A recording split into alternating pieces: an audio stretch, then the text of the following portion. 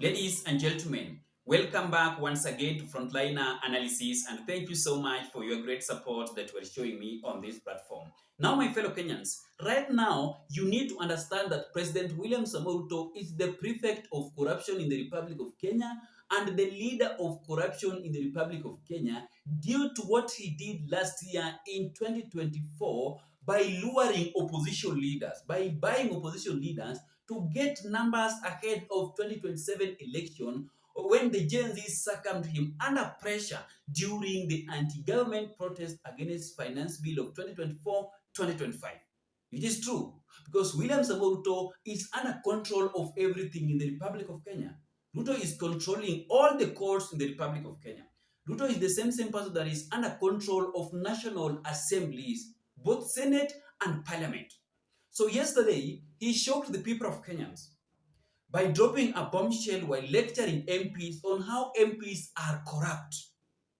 But you need to understand that yesterday, President William Samoei Ruto was targeting one of his allies, who is none other than Kimani Ichungwa.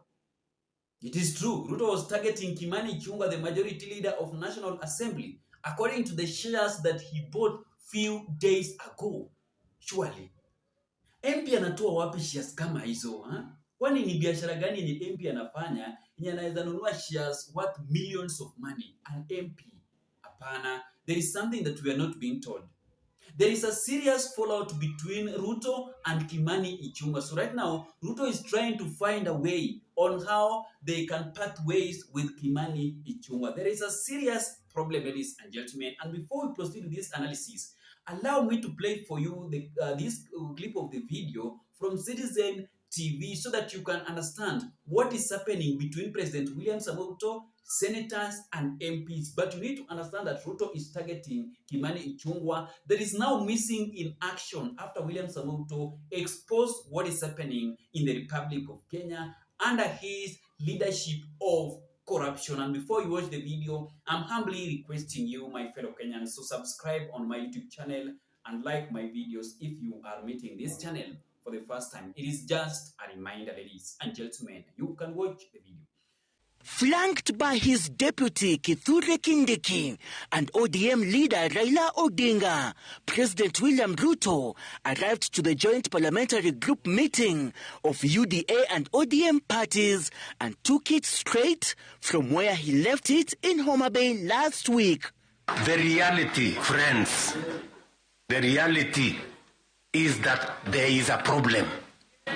And we all know here, tukitaka tu kusema ukweli, there is a problem. Shooting from the hip, President Ruto shaved claws in his latest tongue-lashing of Houses of Parliament. There are people who are destroying the credibility of Parliament. And they are collecting money in the name of Parliament. Invoking raw intelligence, President Ruto went for the Senate, accusing the House of extorting money from governors during impeachment proceedings. The latest Sokohuru in the Senate. Where does somebody find 150 million? Where?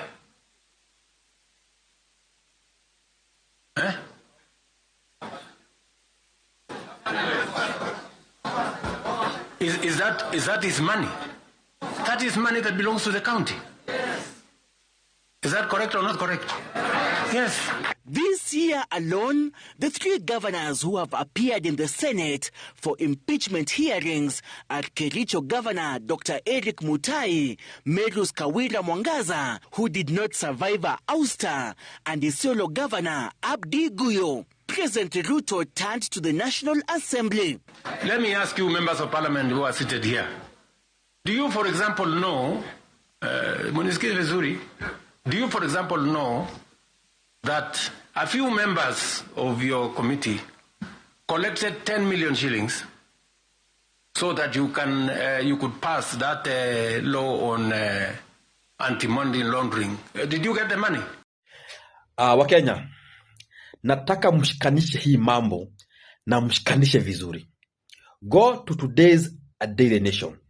page 7, utaona picha ya Kimani Ichungwa. A legislature eyes housing boom with shares in mortgage firm.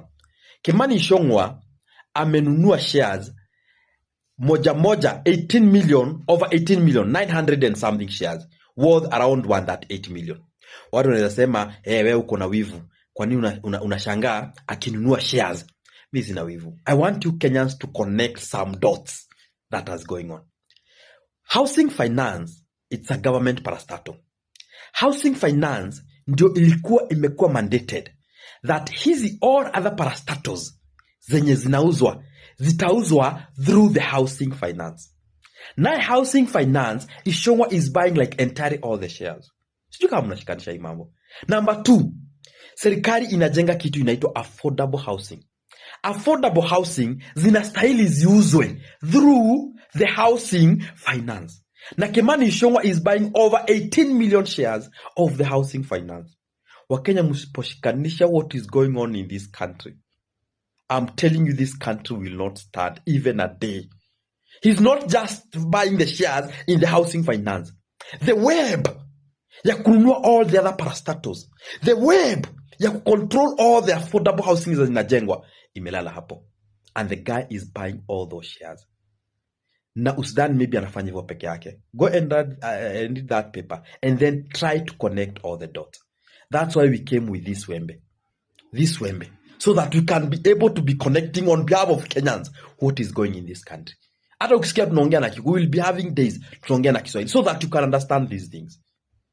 My friend, this country yani mature dealers and everything is going down. You can take that to the bank.